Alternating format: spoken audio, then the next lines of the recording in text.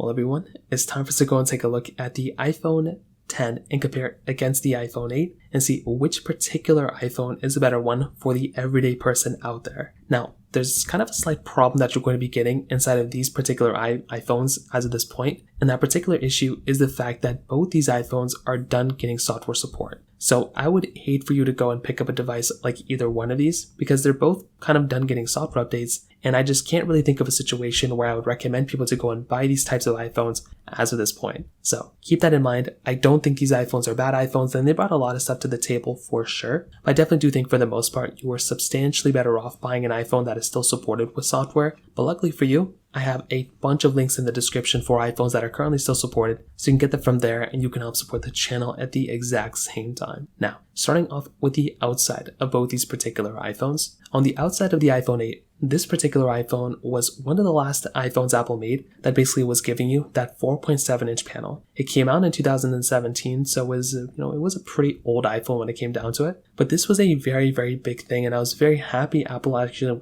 ended up going down this direction. They were able to go through and make a device that looks something like this, and I think that was a very, very, good thing that they just kind of made this and then moved on. Now, they did make the iPhone SE lineup after this and everything like that, but, still, they weren't really trying to charge this type of price tag for a 4.7-inch panel.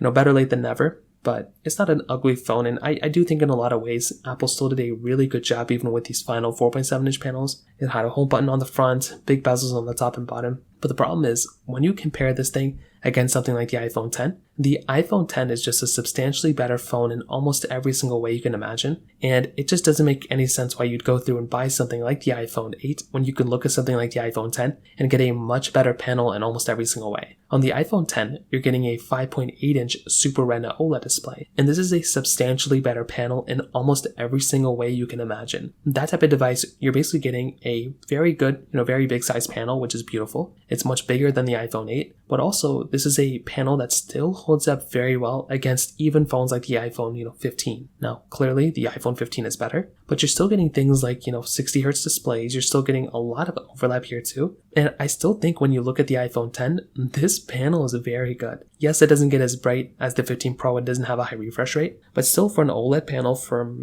7 years ago, it still does a really good job for the things that you kind of have going on with it, which again is very, very nice. You have Face ID on the front of this panel, and it's still a good looking device, no doubt. Curved sides on both, lightning ports at the bottom, no other, I/O for the most part. On the back side, you were getting glass backs on both these particular phones, which again looks, very, very good. I think these phones look very nice. If you're going to go through and pick up a device, like I said, I think Apple did a really good job with the build quality on both. These phones were kind of the first iPhones to bring wireless charging and the first iPhones to bring glass backs as well. The build quality difference from the previous ones to these ones were, pretty big, but some things that these iPhones don't have that modern phones have nowadays. They have USB Type-C ports for the most part. They have reverse wireless charging on a lot of Android phones. The IP certification is better, the brightness is better, and they're still supported with software and they have way better performance. So keep that in mind. But in some other ways, these phones still hold up fairly well for the most part as well. Now, on top of that, some other big things to keep in mind here too. With the iPhone 10 and the iPhone 8, the price tags of these phones are a little bit less than what they used to be. So they're not the super most expensive phones of all time anymore. And that's just kind of the one big thing to kind of keep in mind here with these types of devices. So I think from that side alone, again, that's kind of one thing to keep in mind. Not the biggest deal in the world, but just another small minor thing to keep in mind there as well. So from the price tag side, that kind of covers it up there. Now, on top of that, when it comes down to the other side of things, like when it comes down to the camera side, this is also a slight difference going on between these two devices as well. So when it comes down to the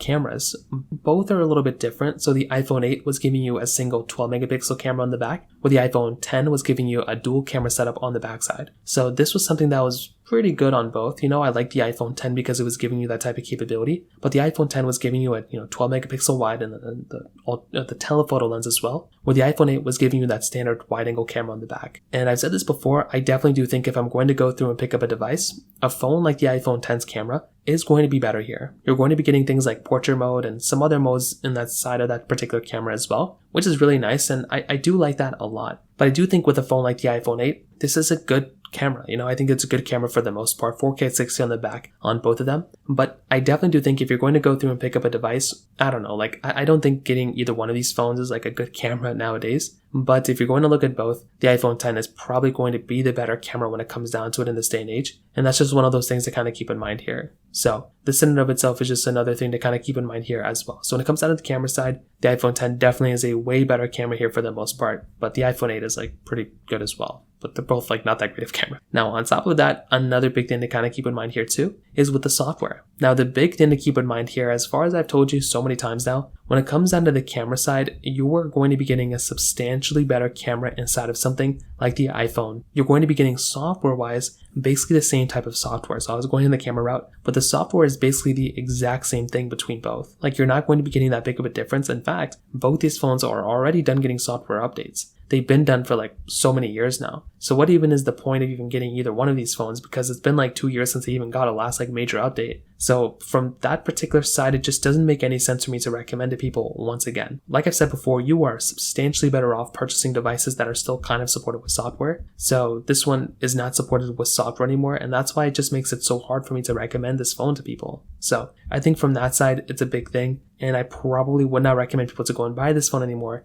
because of that software side. So from that side, that kind of covers it up there as well. Now, from the performance side, the performance is pretty much the same between both. There's a slight difference from the RAM side, but when it comes down to the performance, like you're basically getting the same type of performing, device. You're getting a, Apple A11 Bionic chip inside of both these phones, which I think is just one of those big things to keep in mind. You're getting 2 gigabytes of RAM instead of the iPhone 8, and you're getting 3 gigabytes of RAM instead of the iPhone 10. So that's like a slight difference, but even then, it really isn't that big of a difference when it kind of comes down to it. And I think this in and of itself is a very, very big thing to kind of keep in mind too. That when you're going to go through and pick up these particular phones, you're going to be getting a substantially, like I said before, I keep saying this word, but you're going to be getting a better performing phone in almost every single way than from something on the iPhone, 10 than the iPhone 8. So once again, just one of those small things to keep in mind. It isn't a deal breaker. It's not a major big deal. But if you are going to go through and pick up a phone, the iPhone 10 is going to be the better performing device here. Now, the other thing I like doing here too is looking at these types of devices. And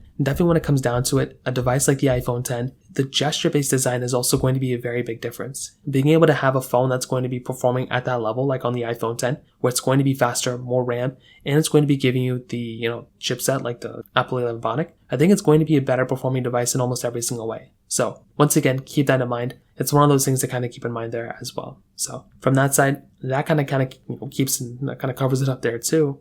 And overall, what I'll definitely tell you is, when it comes down to both, I think the iPhone 10 clearly is a better one here in almost every single way. The iPhone 10 is one of those devices that is just the better one in almost any way you can kind of imagine. And that's just kind of what ends up happening when you're going through and picking up a device. The iPhone 10 is definitely the one for you. But I definitely do think with the iPhone 8, it's a good phone. It was a good phone when it first came out, but it's really not that good of a phone anymore. And I probably wouldn't recommend anyone to go and buy this phone anymore when it comes down to it.